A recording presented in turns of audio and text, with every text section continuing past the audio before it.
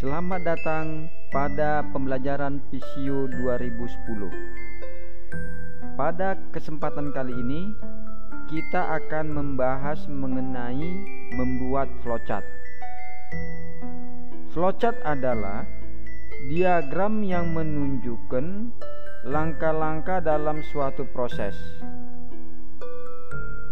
Pembuatan diagram sangat mudah dibuat karena master shape-nya sederhana dan visual dan mudah dimengerti. Untuk pembuatan diagram sudah disediakan di dalam template dengan ribuan shape. Ada yang sederhana dan ada yang cukup rumit. Nah, itu adalah sesuai dengan tujuan Anda masing-masing. Proses mapping adalah visualisasi dari setiap urutan jenis proses. Anda dapat melihat contoh daripada proses mapping, yaitu kita klik flowchart di dalam template kategori, kemudian kita perhatikan basic flowchart. Ini biasanya digunakan untuk berbagai proses bisnis, di mana setiap langkah dapat diwakili menggunakan bentuk geometri sederhana. Ya, lihat proses mappingnya. Kemudian cross functional flowchart sama dengan basic flowchart, tetapi ada penambahan elemen struktur, yaitu kontainer yang disebut dengan swim lanes, yang mewakili orang atau departemen yang bertanggung jawab untuk setiap langkah. Kemudian adalah workflow diagram. Diagram ini gambar untuk tujuan umum. Anda dapat menggunakannya untuk menunjukkan dengan cara yang lebih baik bagaimana proses bergerak melalui berbagai tahapan. Lalu Microsoft SharePoint Workflow. Di sini Anda dapat membuat diagram. Di sini Anda dapat membuat diagram alur kerja untuk SharePoint 2010 dan kemudian mengekspornya untuk konfigurasi di SharePoint Designer. Nah, ini adalah cara nantinya kita melakukan pemetaan pada diagram. Nah, berikutnya kita klik basic flowchart, klik 2 kali. Di sini kita sudah di sini Anda sudah disajikan shape untuk flowchart di dalam masing-masing stensil. Nah, simbol yang ada terdapat di dalam basic flowchart shape, kita lihat di sini ada star N.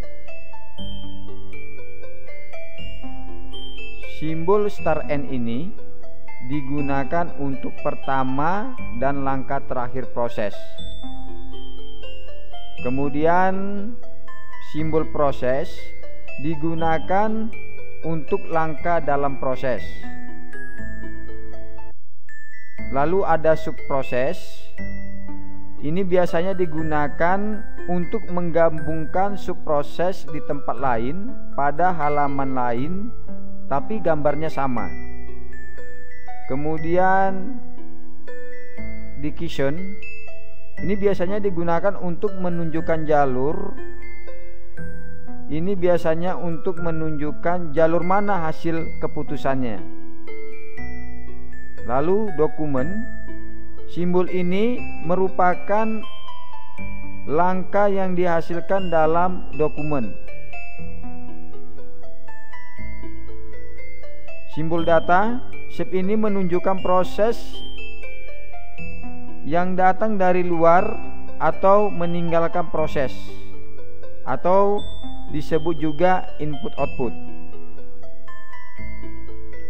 Kemudian simbol eksternal data ini biasanya digunakan untuk langkah yang menghasilkan informasi yang disimpan. Nah, berikut page reference. Simbol ini digunakan untuk diagram alir besar yang sulit untuk diikuti. Ya, kemudian ini off page reference. Biasanya simbol ini digunakan untuk membuat hyperlink antara dua halaman di flowchart atau halaman flowchart yang terpisah.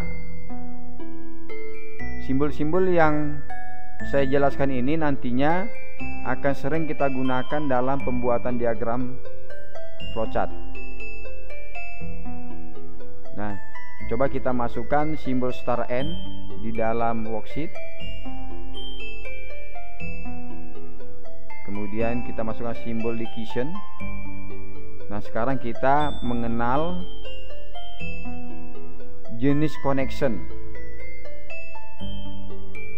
Jenis connection bisa Anda lakukan dengan auto connection, yaitu kita klik view, ya.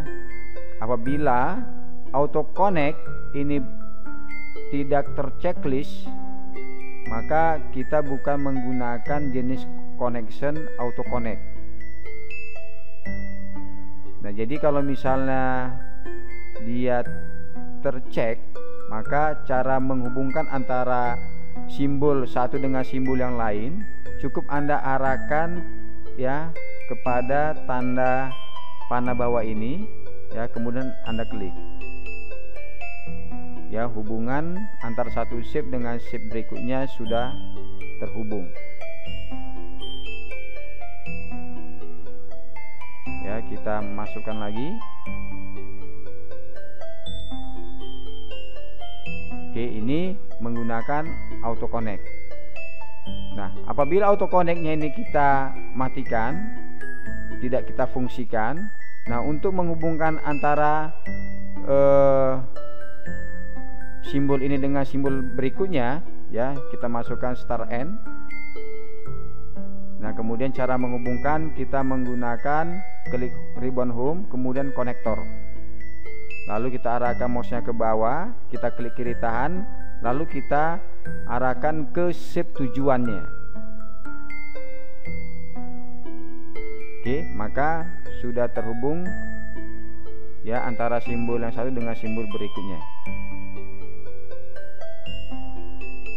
Berikutnya adalah kita mencoba untuk membangun suatu diagram flowchart. Ya, yang kita bangun adalah mengenai pemrograman. Ya, kita tambahkan satu worksheet. Nah, kemudian kita masukkan simbol star N, lalu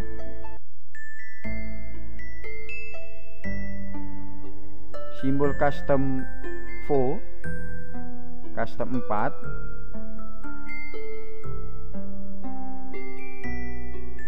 lalu kita masukkan simbol data. Ya, supaya lebih cepat kita menggunakan auto connect, klik ribbon view, checklist auto connect-nya. Ya, kemudian kita masukkan simbol proses. Ya, ini kita gunakan dulu yang ada dalam tools konektor, kita hubungkan.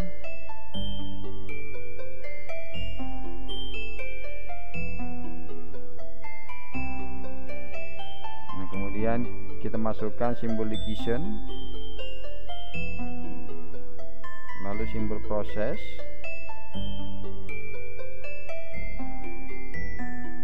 Ya, apabila tidak ada di sini, ya kita kembali ke dalam stensilnya, kita masukkan simbol data.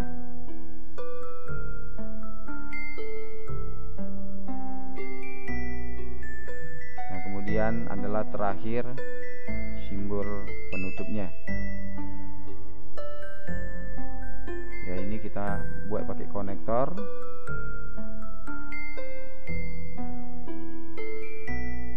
Ya, kita perhatikan. Ya, gini kita pilih semua objek flowchartnya, kita naikkan ke atas. Nah, ini bisa kita rapikan. Lalu kita berikan teks di dalam masing-masing simbol, yaitu klik 2 kali, atau langsung aja kita ketik, klik simbolnya, ketikan mulai. Ya, kemudian kita masukkan semuanya.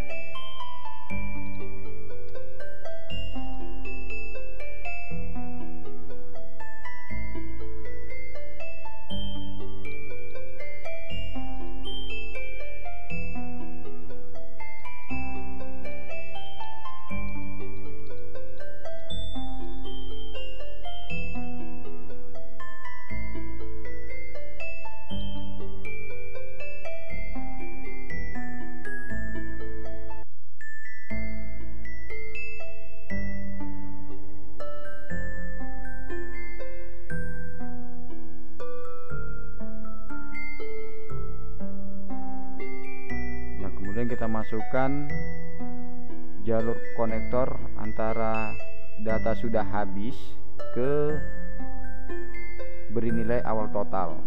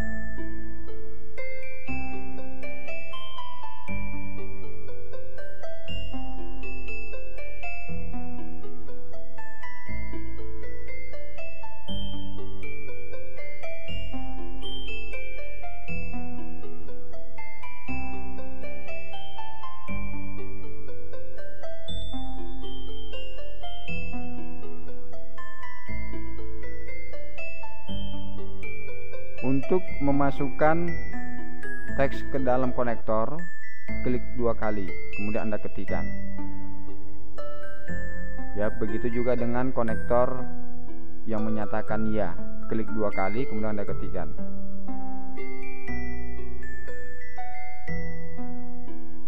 Selesailah kita membuat diagram mengenai pemrograman. Demikianlah pembelajaran kali ini. Sampai jumpa pada materi selanjutnya.